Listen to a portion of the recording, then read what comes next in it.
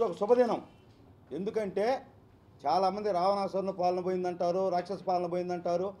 ఏదేమని అనుకొని ఒక మంచి పరిపాలన అయితే వస్తుంది. గతంలో వాళ్ళని రావణాసురుడు వాళ్ళతో పోల్చను. ఇప్పుడైతే మంచి ప్రభుత్వం వస్తుంది.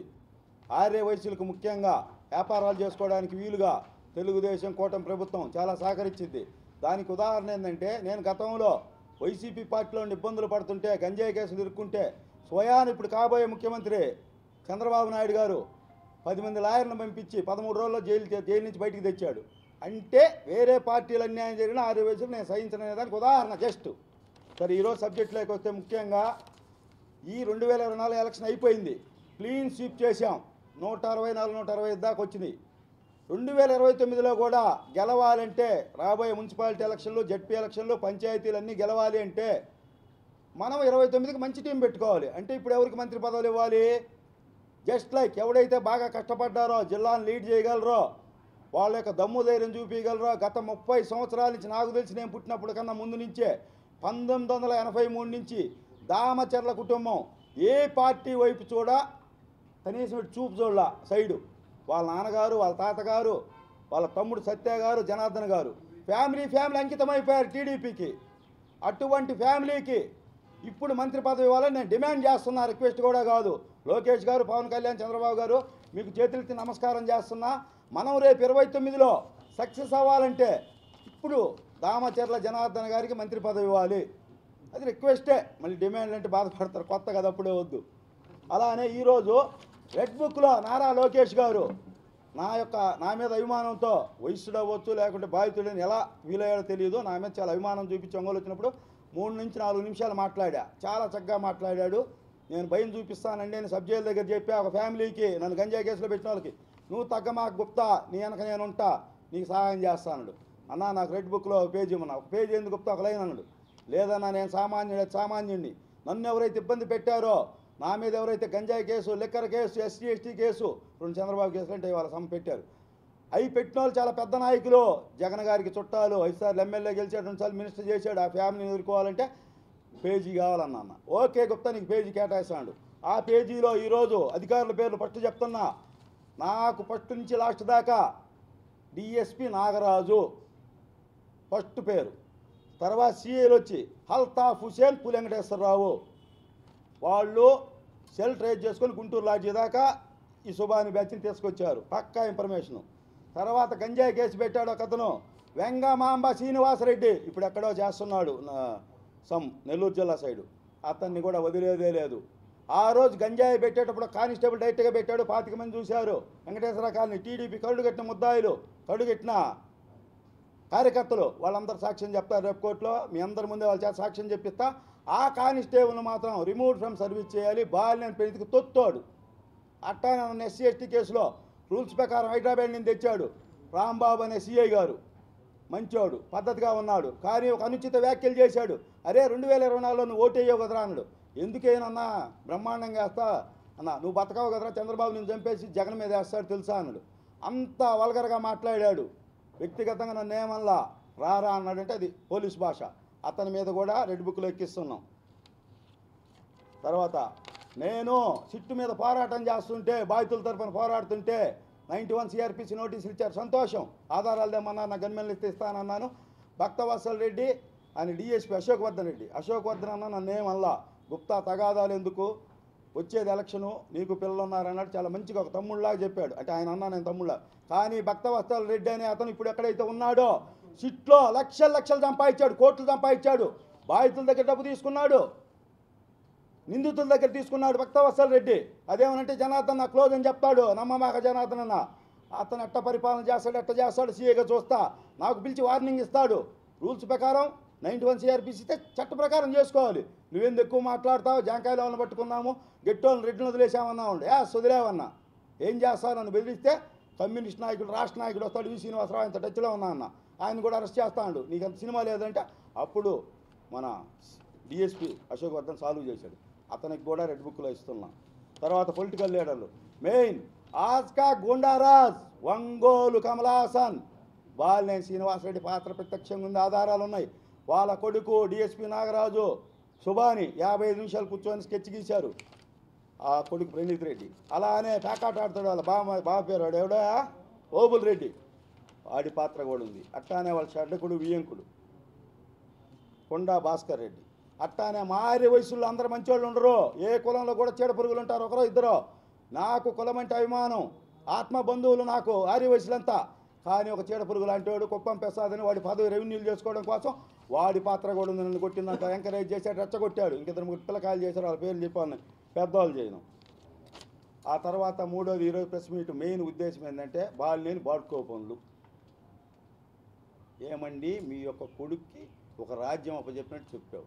అతను ఏం చేశాడు, చిన్నపిల్లలు 18 నుంచి 25 ఏళ్ళ వాళ్ళకి గంజాయి అలవాటు చేపించి వాళ్ళ చేత అనవసరమైన న్యూసెన్స్లు చేయించావు.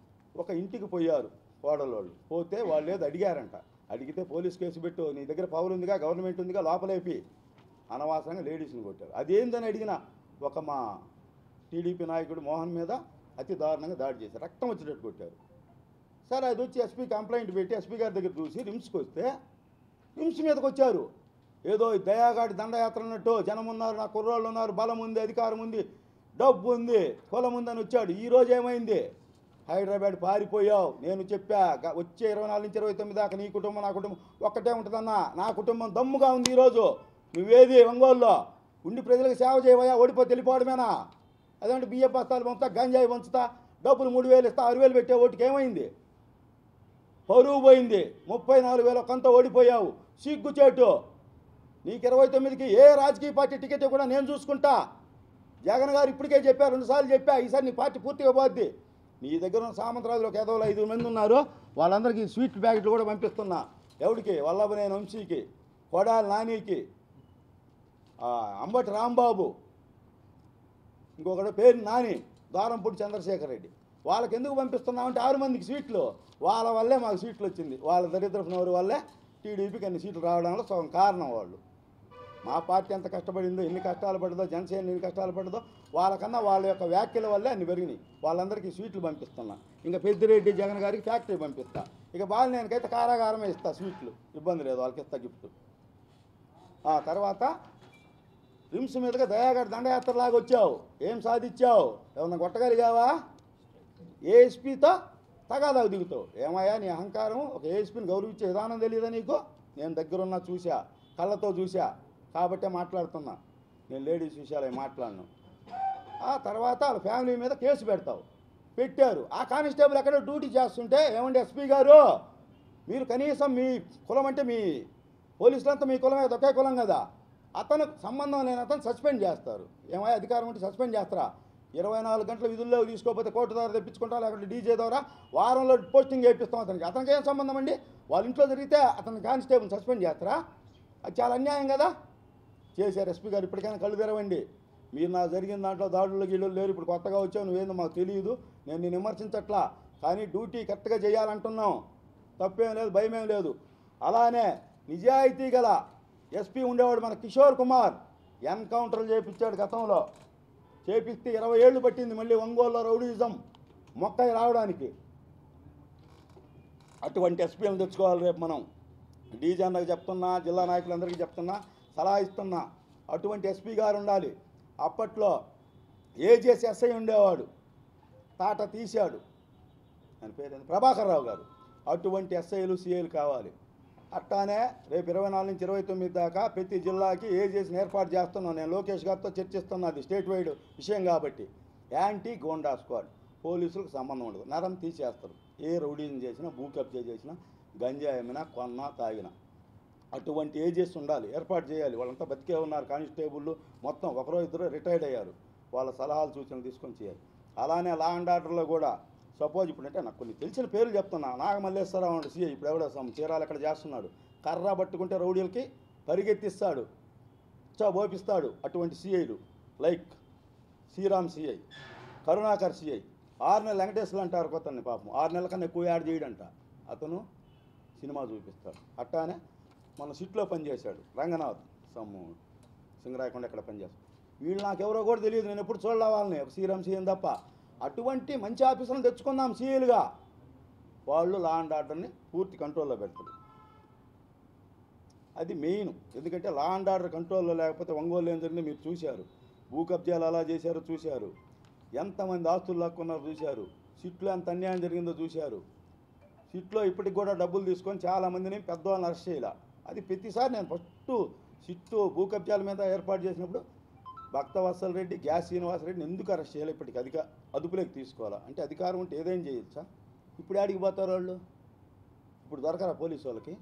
ఈ భూ కబ్జాల మీద సిట్ ఏదైతే ఉందో అది మళ్ళీ రన్నింగ్లోకి వచ్చింది. జనార్దన్ గారు దాన్ని ఎట్టి పరిస్థితుల్లో వదలడు. ఆయన ఆల్రెడీ చాలా తీవ్రంగా కఠినంగా ఉన్నాడు. పేద బ్రాహ్మణ స్థలాలు, పేద వైశ్యుల స్థలాలు, పేద ముస్లిం, పేద ఎస్సీలు, డబ్బున్న వాళ్ళు తొలగిపోరు, అమెరికాలో ఉన్నవాళ్ళు, ఎవరు చచ్చిపోయిన వాళ్ళు, వీళ్ళందరూ ఆక్రమించుకొని అమ్ముకుంటారు. అతను ఎవరు లాయర్ సుబ్బారావు ఉంటే నీ దగ్గర అధికారం ఉంది, దమ్ము ఉంది, దాష్టికాలు ఉన్నాయి అని చెప్పి ఒక రౌడీ షీటర్ని అడ్డం పెట్టుకొని 6 ఎకరాలు కబ్జా చేశావు. ఏమైంది? అమిత్ షా దాకా పోయింది, నరం తీశారు, వాళ్ళ స్థలం వాళ్ళకి అప్పగిచ్చారు, పెట్టిన ఖర్చు కూడా రాలా. ఏమయ్యా ఈ భూ కబ్జాలు వాటి వల్ల నువ్వు సాధించింది ఏంది? బాగా నేను చివరికి 34,000 తోడిపోయావు.